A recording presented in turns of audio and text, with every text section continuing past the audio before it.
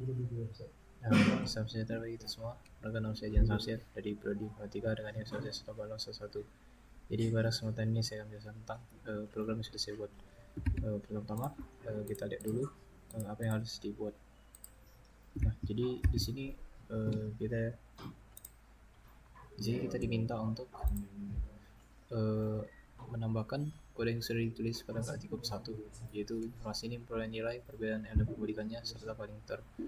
Terus di sini kita diminta untuk menambahkan kode-kode tersebut ke home controller dengan nama metode informasi nim sebagai informasi nim dalam kurung nim, perolehan nilai sebagai perolehan nilai dalam kurung str-base64, perbedaan L dan pembalikannya sebagai perbedaan L dalam kurung str-base64, dan pointer adalah pointer dalam kurung str-base64.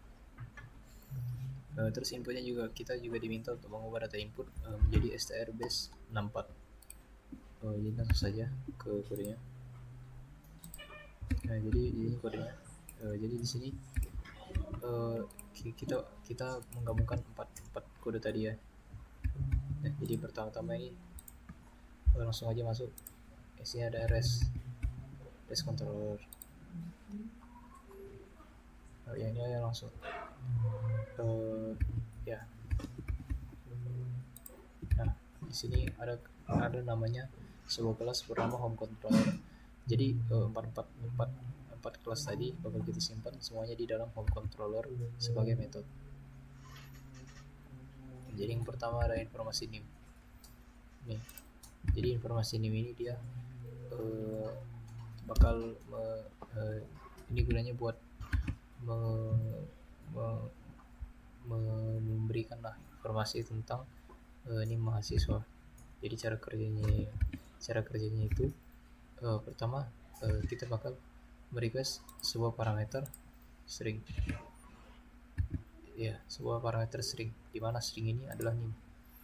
Nah, jadi kalau misalnya dia terus nanti kalau misalnya dia nimnya itu 0 atau panjangnya kurang dari 8, dia bakal menampilkan pesan nim tidak valid.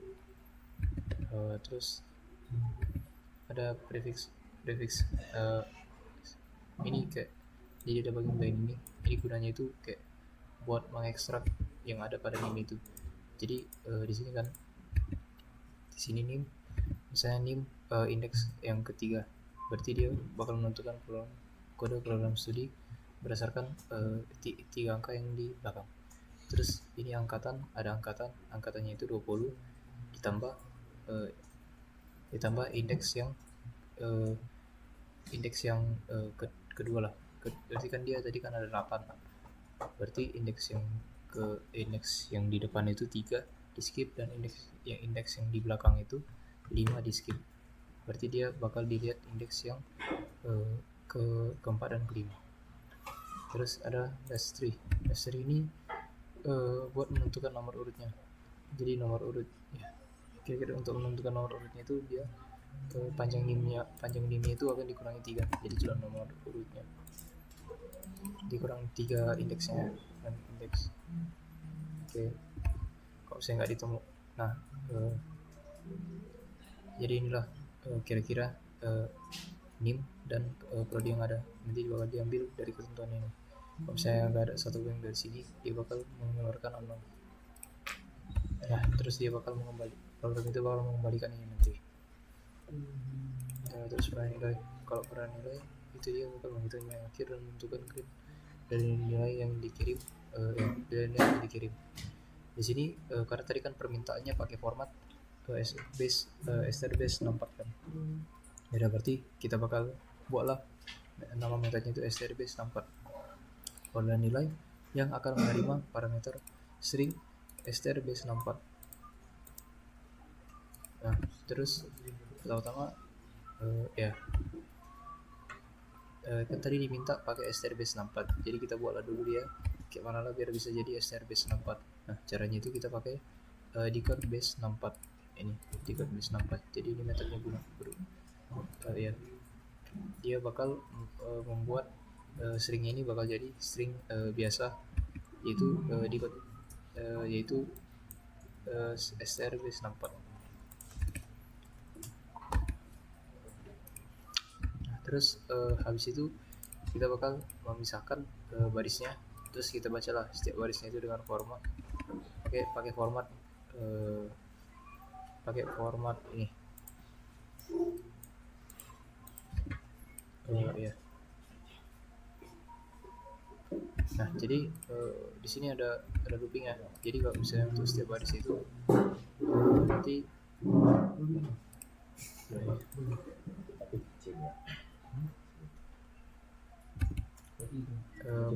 parse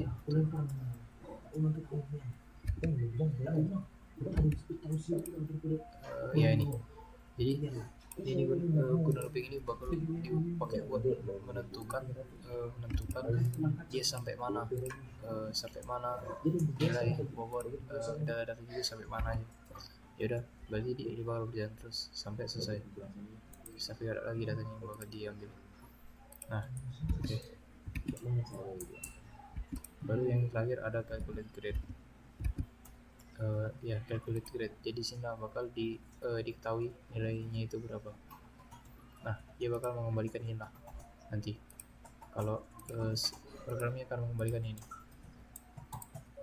Terus ada calculate grade. Nah jadi kayak standarnya gitu, jadi 85 itu A, 75 B, 65 C, 55 D, rasanya E.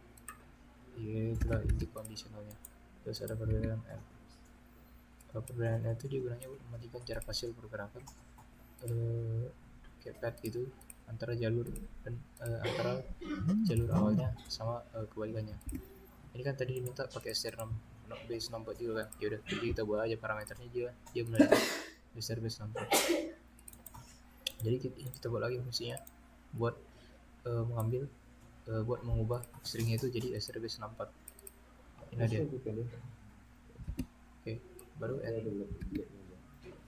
di sini ada calculate endpoint. Calculate endpoint ini dia buat ini metodenya ini digunakan untuk menghitung koordinat akhir dari pad aslinya. Terus ada reverse pad, ini kebalikannya, yang kebalikan padnya tadi. Kan calculate endpoint itu kan dia pad asli, kalau reverse pad ini dia pad kebalikan. Terus calculate ya. Terus ini calculate endpoint ini buat menghitung koordinat akhir yang kebalikan. Ini kalau reverse pad ini dia belum akhir, ini cuma membalikkan endpoint tadi, calculate endpoint. Kalau calculate endpoint yang awal, ini calculate endpoint yang terakhir, inilah kebalikannya. Nah terus ini gunanya buat menghitung jarak ya. Jadi kira-kira inilah fungsinya metodenya, ini variabelnya untuk menghitung jarak. Nah habis itu programnya bakal mengembalikan ini pad original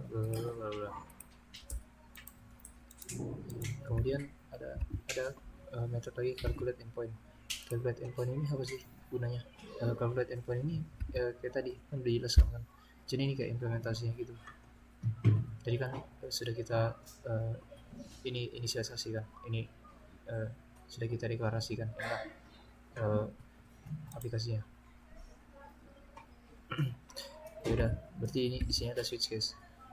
Di mana switch case-nya ini menjelaskan kalau bisa dia U, berarti dia ada di Y plus koordinatnya.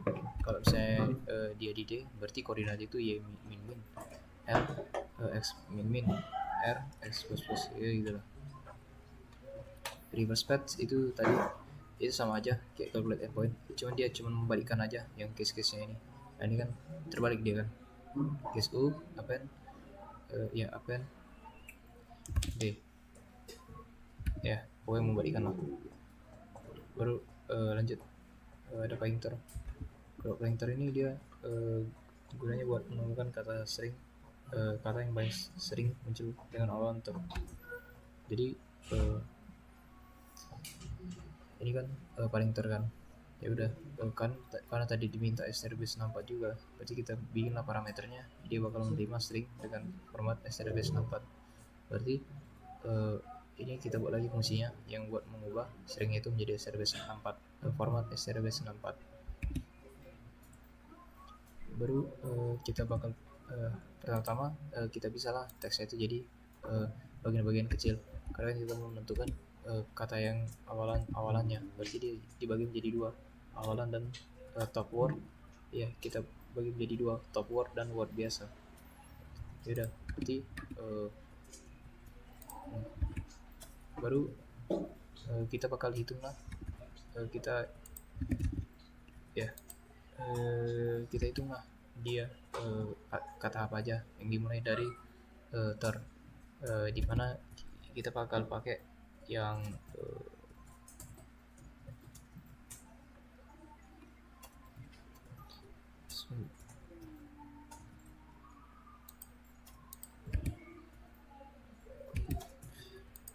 kita nih pakai hashmap. Di sini kita bakal, ini gunanya buat menghitung semua kata yang dimulai dengan ter. Ya udah, habis. Nah, ini kan ada variable word kan. So, kalau ini kalau misalnya dia ketemu ada yang kata pakai ter. Kalau misalnya dia nggak ketemu katanya dia nggak pakai ter, ya berarti dia bakal mengembalikan tidak ditemukan kata yang berulang ter. Tapi kalau misalnya dia ketemu, dia bakal mengembalikan kata ter yang paling sering muncul adalah sekian. Di sini ada top word kan. Nah, top word ini gunanya buat menghitung jumlah yang kata yang ada ter tadi. Ya itulah. Terus ada ini decode base 64, ini fungsi yang kita pakai tadi buat mengubah formatnya itu ke SR base 64. Ya berarti jadi dia inilah fungsinya. Jadi setiap input bakal, jadi dengan menggunakan metode decode base 64, setiap input bakal diganti menjadi format SR base 64 sesuai dengan permintaan soal tadi. Selanjutnya ada home controller test. Jadi home controller test ini dia gunanya buat menguji home controller tadi. Ya udah, berarti home controller test ini sebenarnya sama, cuman kayak kalau di sini kita lihat kan, ini ada before each test. Before each ini dia gunanya buat memastikan kalau misalnya dia sebelum dimulai dia bakal ngecek apa ready atau tidak. Kalau misalnya ready, dia bakal ngetes.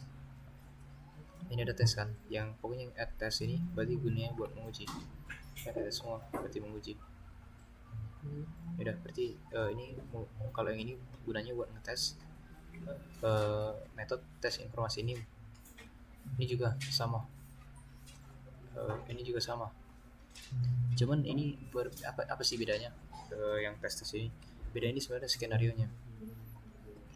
Kalau di sini kan kita lihat ini lengkap dia kan, ada NIM, ada saja dikasih NIM-nya. Berarti dia mengeluarkan NIM-nya lengkap. Ini NIM-nya lengkap kan. Berarti dia mengeluarkan data yang lengkap. Tapi ini NIM-nya nggak lengkap kan. Ya udah, berarti dia bakal mengeluarkan pesan yang menyatakan bahwa NIM-nya itu yang mengembalikan pesan di mana NIM-nya itu tidak lengkap. Kira-kira begitulah. Terus untuk informasi NIM, kalau misalnya dia peroleh nilai, ini juga ngetes buat peroleh nilai. Cuman ini juga beda-beda tadi konteksnya. Kalau ini kan dia lengkap datanya kan. Ya udah, berarti dia mengembalikan yang lengkap. Ya, kira-kira seperti itulah. Nah, kalau yang kayak gini, ini kan dia datanya kosong kan. Ya udah, berarti dia mengembalikan 0 dan grade A. Terus untuk yang 3 perbedaan L juga sama tadi. Ini menguji perbedaan L berdasarkan skenario yang berbeda. Kalau ini kan dia menguji lengkap datanya kan, UULL ini dan UULL ini memang sudah tahu ini ya programnya apa itu UULL, dan dia dapat sehingga program itu dapat mengeluarkan output yang sesuai. Kalau misalnya ini kan dia kosong kan ini, nah berarti kan gak ada inputannya, ya udah berarti memberikan 0. Jadi seperti itulah. Dan yang ini terakhir, ini paling ter. Nah ini kok ini kan kayak terbaik, ini kan berarti 3 ter kan. Ini skenario untuk terbaik. Berarti dia ada terbaiknya ada berapa kali, mesti 3 kali. Kalau ini kan hello world, gak ada kantornya, ya udah berarti dia mengeluarkan ini. Nah, baru ya kira-kira itulah. Selanjutnya ya udah, berarti kalau misalnya kita jalankan programnya kurang lebih bakal seperti ini. Di sini kita pakai sling boot ya.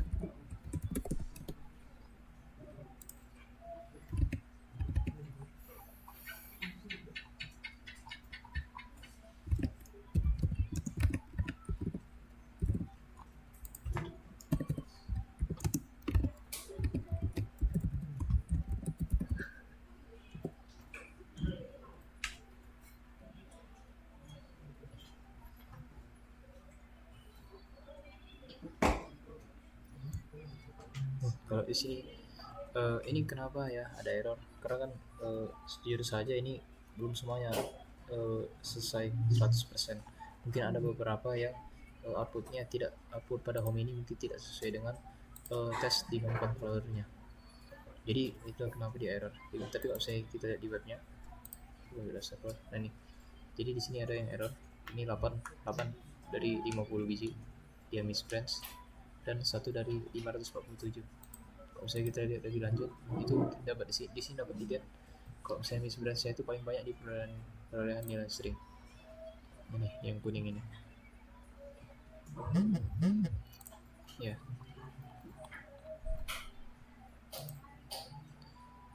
Ya, kira-kira seperti itu Pak. Berarti kemudian sudah saya kerjakan. Mohon maaf jika ada salah kata. Sekian pesan saya, terima kasih.